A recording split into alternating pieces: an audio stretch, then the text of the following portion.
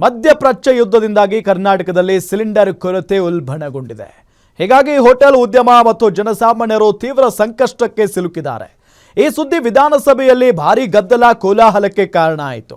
ಹಾಗಾದ್ರೆ ಇಂದಿನ ಅಸೆಂಬ್ಲಿಯಲ್ಲಿ ಏನೆಲ್ಲ ಆಯಿತು ನೀವೇ ನೋಡಿ.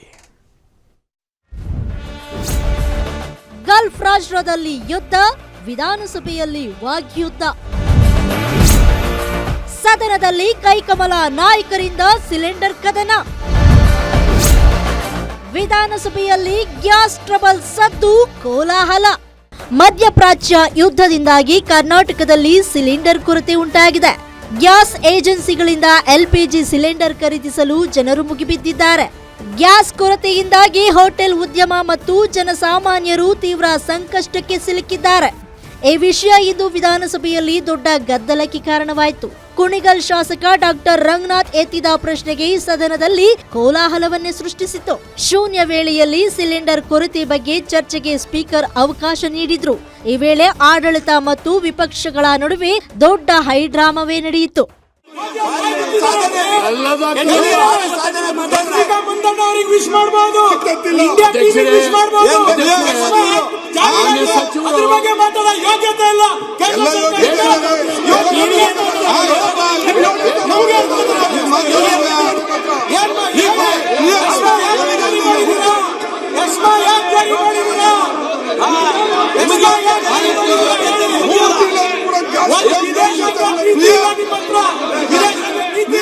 ಇನ್ನು ಕಾಂಗ್ರೆಸ್ ಬಿಜೆಪಿ ನಾಯಕರ ಮಾತು ಬೆಳೆದ ಪರಿಣಾಮ ಸದನ ರಣಾಂಗಣವಾಗಿ ಮಾರ್ಪಟ್ಟಿತ್ತು.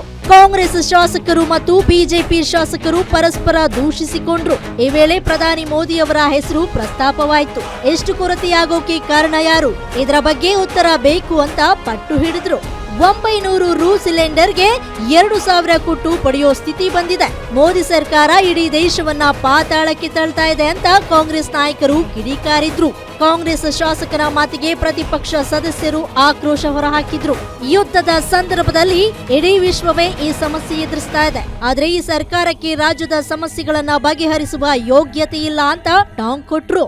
ಸಿಲಿಂಡರ್ಸ್ಗಳು ಯಾವುದೇ ತೊಂದರೆ ಇಲ್ಲ ಅಂತ ಹೇಳ್ತಿದ್ರಿ.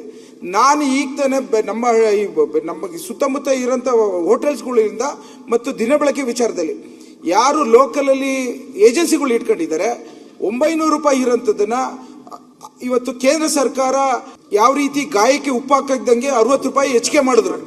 ಏನೋ ಪ್ರತಿಪಕ್ಷಗಳ ಆಕ್ರೋಶದ ವೇಳೆ ಮಧ್ಯ ಪ್ರವೇಶಿಸಿದ ಸಿಎಂ ಸಿದ್ದರಾಮಯ್ಯ, ಸಚಿವರು ಇವತ್ತು ಆಯಿಲ್ ಕಂಪನಿಗಳ ಜೊತೆ ಸಭೆ ಮಾಡಿದ್ದಾರೆ. ಗ್ಯಾಸ್ ಕೊಡೋರು ಕೇಂದ್ರ ತಾನೇ, ಸುಮ್ನೆ ಎಲ್ಲದಕ್ಕೂ ಎದ್ದೆದ್ದು ಮಾತನಾಡ್ತೀರಾ ಅಂತ ಬಿಜೆಪಿ ವಿರುದ್ಧ ಹರಿಹಾಯ್ದ್ರು.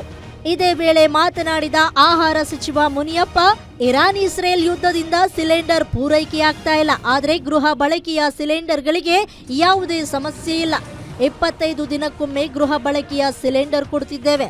ಗ್ಯಾಸ್ ಸಿಲಿಂಡರ್ಗೆ ಹೆಚ್ಚು ಖರ್ಚು ಮಾಡಿ ಸ್ಟೋರೇಜ್ ಮಾಡೋದು ಬೇಡ ಎಂದಿದ್ದಾರೆ ಅಂತ ಸದನಕ್ಕೆ ಉತ್ತರ ನೀಡಿದ್ರು. ನಾನು ಅಪೀಲ್ ಮಾಡ್ತೀನಿ ಗ್ರಾಹಕರನ್ನ, ದೇಶ ಕಷ್ಟ ಪರಿಸ್ಥಿತಿಯಲ್ಲಿರುವಾಗ ಯುದ್ಧ ನಡೆಯುವಂಥ ಸಂದರ್ಭದಲ್ಲಿ ಎಲ್ಲರೂ ಸಹಕರಿಸಬೇಕು. ಎರಡನೇದು, ಕಮರ್ಷಿಯಲ್ ಎಸೆನ್ಷಿಯಲ್ ಅವಶ್ಯಕತೆ ಇರೋದು ಎಲ್ಲಿದೆ? ಹಾಸ್ಪಿಟಲ್ ಕೊಡಲೇಬೇಕು, ಶಾಲೆ ಹಾಸ್ಟೆಲ್ ಕೊಡಲೇಬೇಕು. ಹಾಸ್ಪಿಟಲ್ಗೆ ಇಂಥದಕ್ಕೆ ವಿಶೇಷವಾಗಿ ಉತ್ಪಾದನೆ ಮಾಡುವಂಥ ವಸ್ತುಗಳು ಪದಾರ್ಥಗಳನ್ನು ಮಾಡುವಂಥ ಸಂದರ್ಭದಲ್ಲಿ ಅದಕ್ಕೆ ಸಿಲಿಂಡರ್, ಕಮರ್ಷಿಯಲ್ ಸಿಲಿಂಡರ್ ಕೊಡ್ತೀವಿ. ಒಟ್ಟಾರೆ ಹೋಟೆಲ್ಸ್ ಅವರು, Kalyana Mantapa ನಡೆಸೋರು, convention also programmes ಮಾಡೋರು ಈ ಕಷ್ಟ ಸಂದರ್ಭದಲ್ಲಿ ಸಹಕರಿಸಬೇಕು. ಒಟ್ನಲ್ಲಿ ರಾಜ್ಯಾದ್ಯಂತ ಎಲ್ಪಿಜಿ ಸಿಲಿಂಡರ್ಗೆ ಹಾಹಾಕಾರ ಸೃಷ್ಟಿಯಾಗಿರೋದು ಸದನದಲ್ಲೂ ಪ್ರತಿಧ್ವನಿಸಿತ್ತು. ಜನಸಾಮಾನ್ಯರಿಗಿದ್ದ ಆತಂಕವನ್ನ ಸರ್ಕಾರ ಉತ್ತರದ ಮೂಲಕ ನಿವಾರಿಸಿದೆ. ಆದ್ರೆ ಹೋಟೆಲ್, ರೆಸ್ಟೋರೆಂಟ್, ಮದುವೆ ಹಾಲ್, ಕಲ್ಯಾಣ ಮಂಟಪ ಕಾರ್ಯಕ್ರಮಕ್ಕೆ ಸದ್ಯಕ್ಕೆ ಕಮರ್ಷಿಯಲ್ ಸಿಲಿಂಡರ್ ಪೂರೈಕೆ ಕಷ್ಟ ಎಂದಿದೆ. Maruti Pavagada, political bureau, Guarantee News, Bengaluru.